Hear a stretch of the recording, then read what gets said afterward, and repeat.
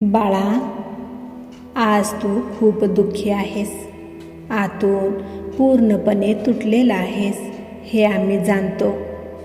आज जरी तू बाहेरून हसत असल्याचे या जगाला दाखवत जरी असशील, पण आम्हाला तुझ्या तुटलेल्या मनाची व्यथा ही जाणवते.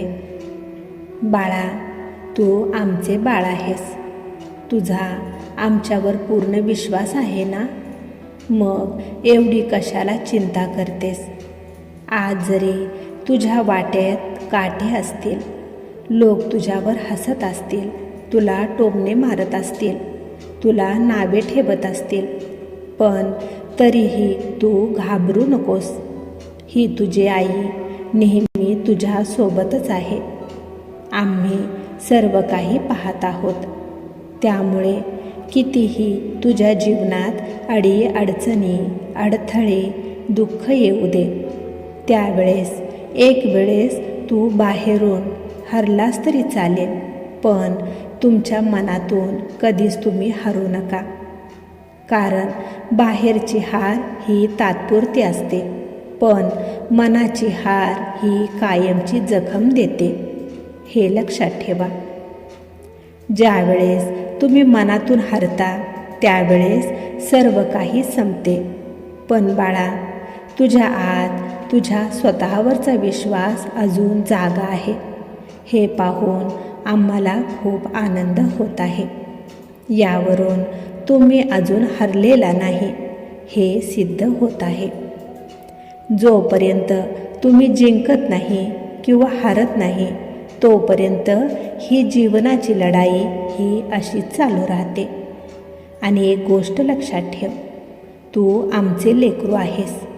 तू खूप मेहनती आहेस, कष्टाळू आहेस, खूप धीट, शूर आहेस. त्यामुळे तुला जिंकायचेच आहे, हे तू लक्षात ठेव. बाळांनो, हे जग तुम्हाला तेव्हाच हरवते जेव्हा तुम्ही मनातून पूर्णपणे हार मानता. तुम्ही म्हणता, माझ्याकडून आता काहीच होणार नाही. तेव्हा हे जग तुम्हाला हरवते.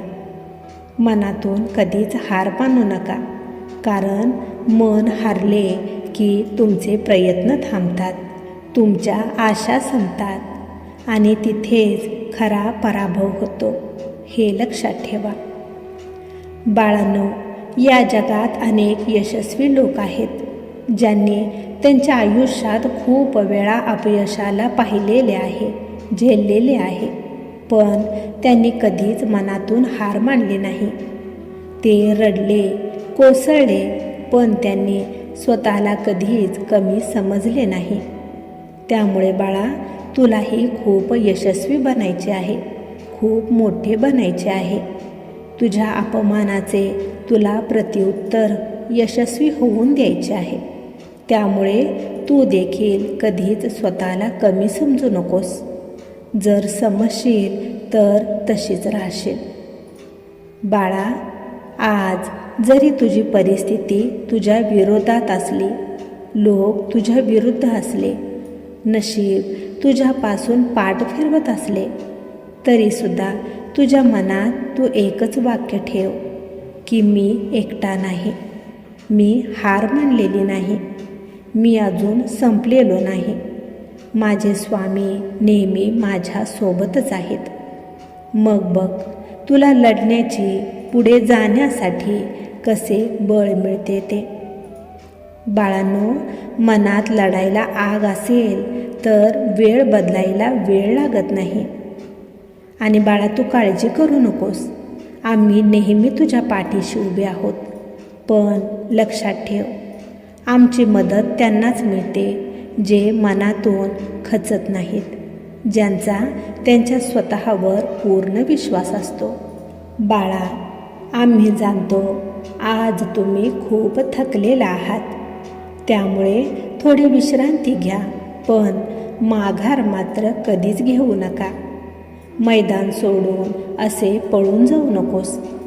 तुझा जन्म पळून जाण्यासाठी नाही, तर धीटाने लढण्यासाठी आणि जिंकण्यासाठी झालेला आहे. जो त्याचे मन जिंकतो तो उद्या हे जगही जिंकतोच. त्यामुळे बाळा, एक वेळेस बाहेरून हरलास तरी चालेल, लोकांनी तुला कमी लेखले तरी चालेल, वेळ जरी कठीण असली तरी चालेल, पण मनातून तू कधीच हरू नकोस. कारण जिंकण्याची सुरुवात ही मनातूनच होत असते, हे लक्षात ठेव. तू काळजी करू नकोस, ही तुझी आई नेहमी तुझ्या सोबतच आहे.